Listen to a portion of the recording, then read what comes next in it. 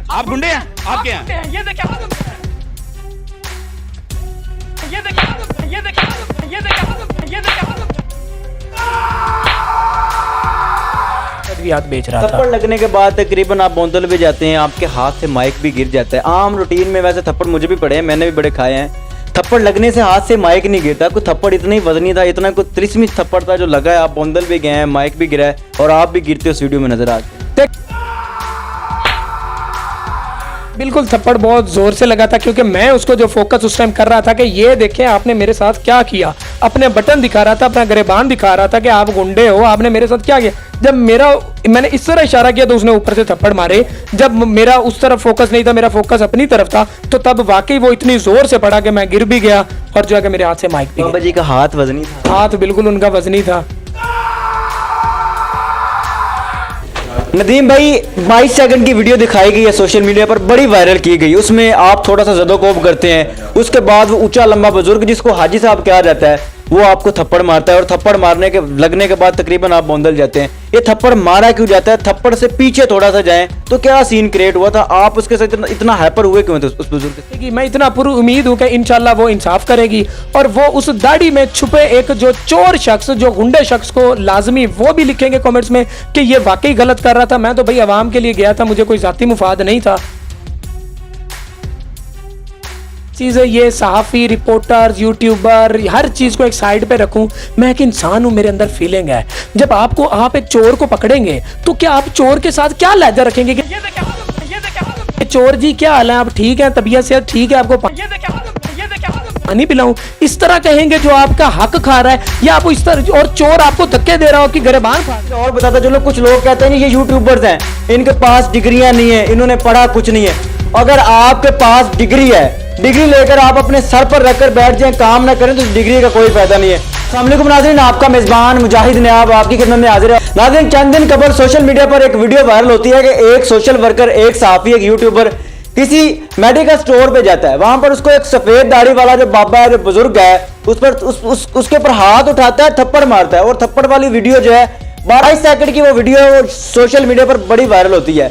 उस वीडियो के बाद उस वीडियो के नीचे जो कमेंट्स आते हैं, जो उस वीडियो के नीचे पाकिस्तानी अपनी राय देते हैं, वो राय देखने के बाद यकीन करें कि मेरा दिल जो खून के आंसू होता है कि एक बंदा जो अपने मुल्क के लिए, आपके बच्चों के लिए, हमारे बच्चों के लिए एक दरिंदे से, एक माफिया से थप्पड़ खा रहा है, हम उस पर तनकीद कर रहे हैं। आज उस 22 सेकंड की वीडियो का दूसरा जो रुख है आपके सामने रखते हैं और जानते हैं कि वजह क्या थी कि एक बंदे को थप्पड़ मार रहा है एक बाबा बुजुर्ग दाढ़ी वाला।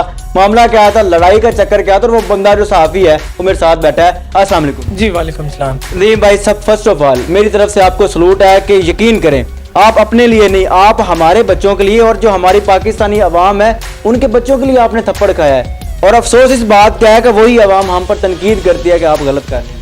देखें जी, अल्हम्दुलिल्लाह मैं वॉइस न्यूज़ चैनल जो कैमरा रजिस्टर्ड चैनल है उसका क्राइम रिपोर्टर हूँ।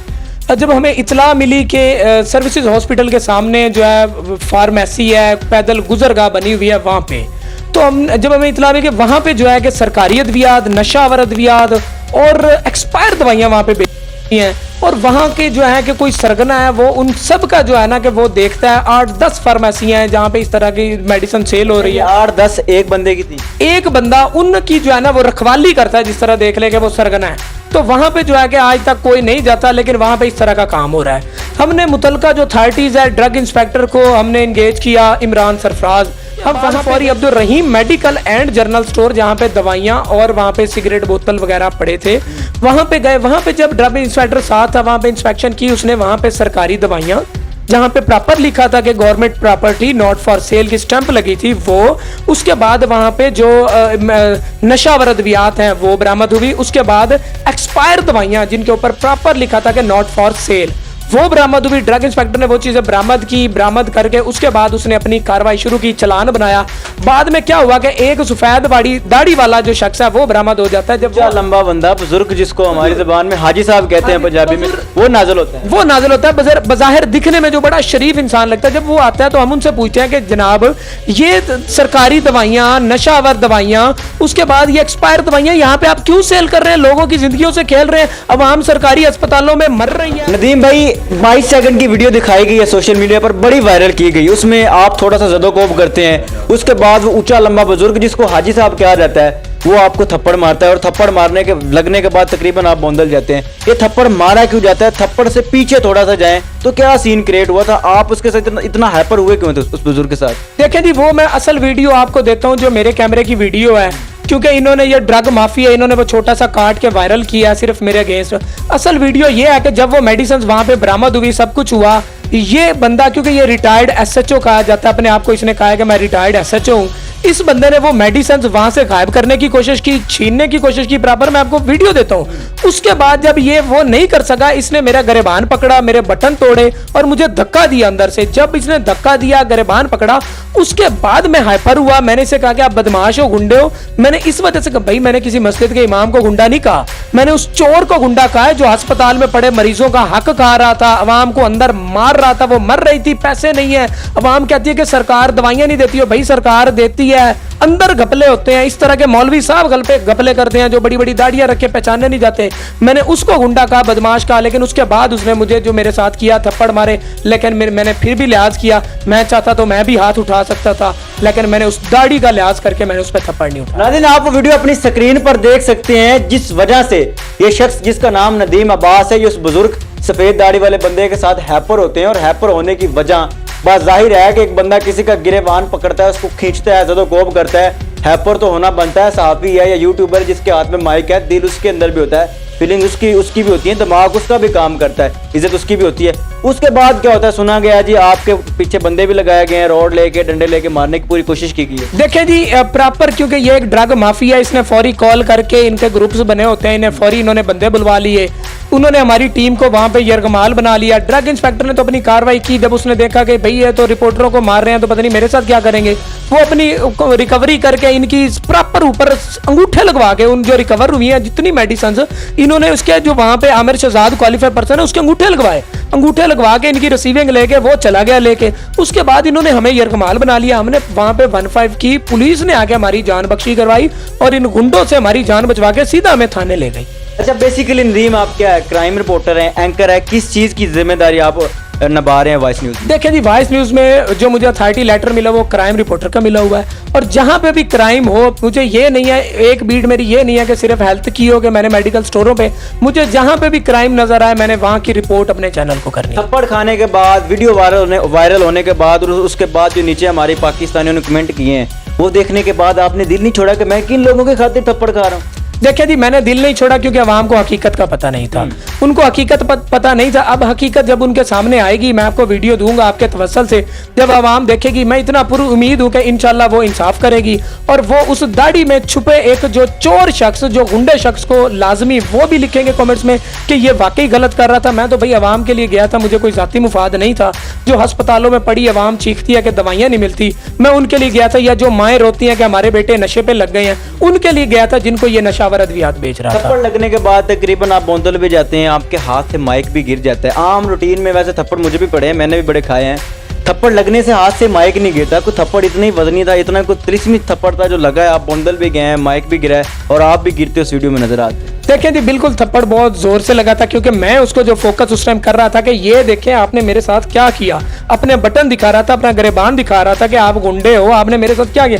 जब मैंने इस तरह इशारा किया तो उसने ऊपर से थप्पड़ मारे। जब मेरा उस तरफ फोकस नहीं था, मेरा फोकस अपनी तरफ था, तो तब वाकई वो इतनी जोर से पड़ा कि मैं गिर भी गया और जो है कि मेरे हाथ से माइक भी बाबा जी का हाथ वजनी था। हाथ बिल्कुल उनका वजनी था, लेकिन अल्लाह उनको हिदायत दे, वो जो है ना वो अच्छे काम की तरफ आए, गरीबों का हक ना। इस साइड पे वैसे लगा था, उसके बाद सुना है कि आप बीमार भी हो गए थे। देखें, बुखार मुझे हो गया था। किस चीज का, थप्पड़ का बुखार था या किसी और चीज का? देखिए, मुझे बुखार हुआ था लोगों की जो उस हैरत पे कि लोग क्या कर रहे हैं। मैं लोगों के लिए निकला हूँ, लेकिन लोग जो है कि वो असलियत जाने बगैर, हमारे बड़े बड़े निजी चैनल के रिपोर्टर और बड़े बड़े साफी अपने आप को साफी कहने वाले, जब वो टीवी चैनलों पे बैठ के कहते हैं कि भाई कभी भी एक मौक़िफ़ सुन के कोई भी डिसीजन ना लो, कोई भी किसी भी बात को एक तरफ जो है ना वो सुन के आप ना मानो, वही जो है ना एक तरफा बात सुन के मेरे अगेंस्ट बातें कर रहे थे। सिर्फ उनके अफसोस की वजह से मुझे बुखार है। यहाँ पर थोड़ा सा आपको बताता चलो, वो लोग जो हमें यूट्यूबर कहते हैं, वो लोग जो हमें सोशल वर्कर कहते हैं, और वो लोग जो कहते हैं कि ये 300 का माइक उठा के सोशल मीडिया पर आ गए,